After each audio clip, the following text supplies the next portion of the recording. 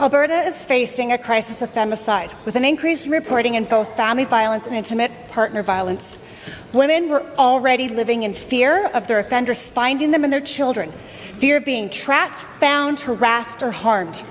The unauthorized publication of Alberta's list of electors of more than 2.9 million Albertans is a serious privacy breach. For these women, though, it's also a direct safety risk. To the Minister of Public Safety, why is the UCP government not protecting women's safety in light of this massive data breach? Honourable Minister of Public Safety. Mr. Speaker, the government is very proud to be endorsed by Kim Roos from Fear is Not Love when we did the electronic monitoring. We can tell you that we take domestic violence extremely seriously.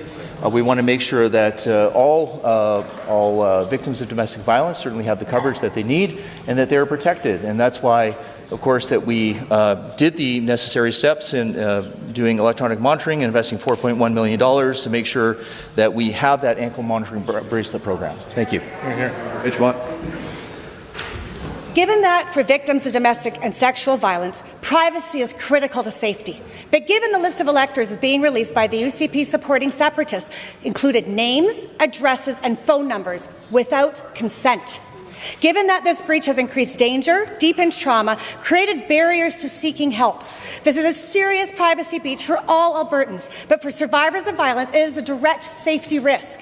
And given this has exposed women who were rebuilding their lives to tracking harassment and renewed violence. To the Minister, what is this government doing to fill the gaps of provincial privacy? The Honourable Minister of Public Safety.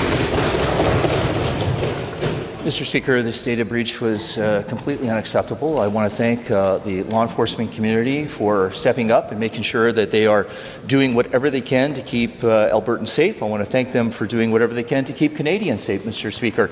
I can tell you this government has certainly done Clare's Law. We've expanded Clare's Law under Bill 4 to ensure that they have all the tools in the toolbox they need to keep the victims of domestic violence safe. And I can tell you there are enormous other programs that we have in place in the government also to keep victims of domestic violence safe.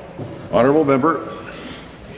Given survivors of violence have built safety plans, already changed their addresses and their phone numbers, they've done everything possible to avoid being found by their abuser.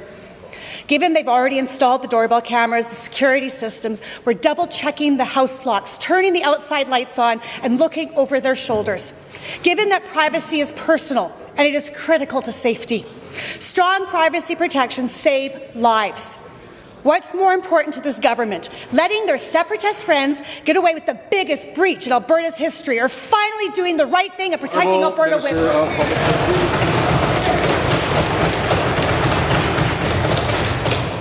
Mr. Speaker, this is precisely why the offences that are being investigated by Elections Alberta, as well as those being investigated by law enforcement, which are criminal code offences, are taken extremely seriously, Mr. Speaker. And that's why that there are severe penalties for committing these types of crimes. We're talking about years in prison. We're talking about enormous fines, Mr. Speaker.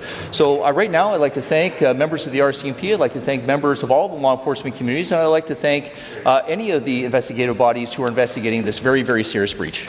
F. Kananaskis.